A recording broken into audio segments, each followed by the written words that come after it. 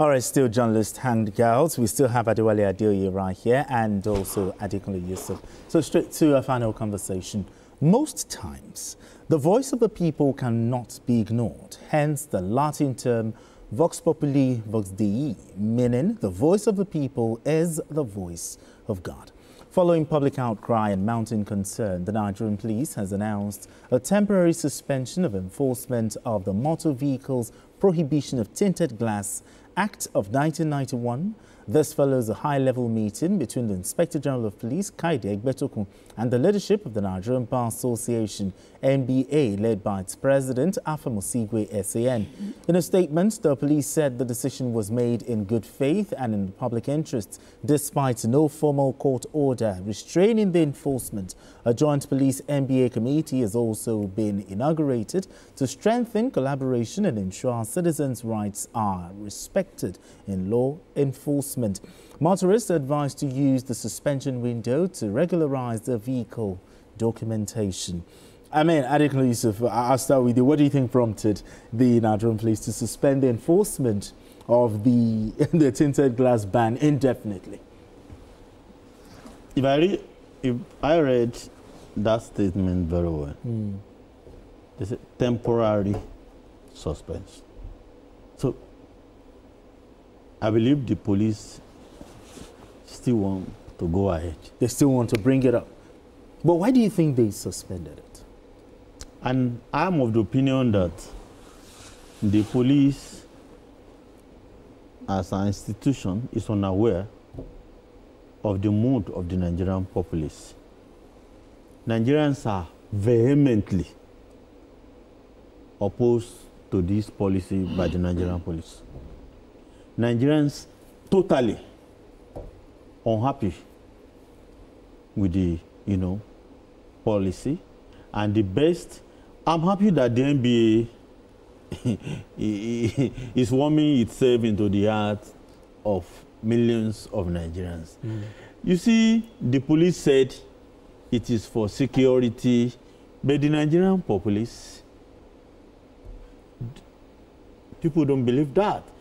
It is something that we expand the harassment powers of the security agencies. It is so clear when you really look at the whole thing, where the money will be paid and who is going to manage it, that it is just for the revenue generation. Whatever anybody would say, but I'm not going deeply into that. Okay. I've worked on it very well, and I can see what the best option for the Nigerian police, allow that policy to die. The Nigerian people are going through a lot now. The mood of the country cannot accommodate this tinted police. I mean, you have to pay this, you have to do this. And I believe the Inspector General of Police, our own Mr. Kaide Egbetokun, we don't want to be unpopular in the hearts of Nigerians. This is not a good one for Nigeria. I mean, do you think that suspension was driven by public pressure or just the need to review the policy framework? Well, in the first place, I think that suspension means that they could still bring it back. I think there is a public outrage. The order has also been challenged in court by some lawyers. So I think it's increasingly making the police to look ridiculous. And ridiculous? Yes, don't forget that, because if you are talking about tinted glasses, how does that help you to arrest terrorists? How does that help you to arrest ritualists? And you see, a good law is the one that applies to everyone. Equality before the law.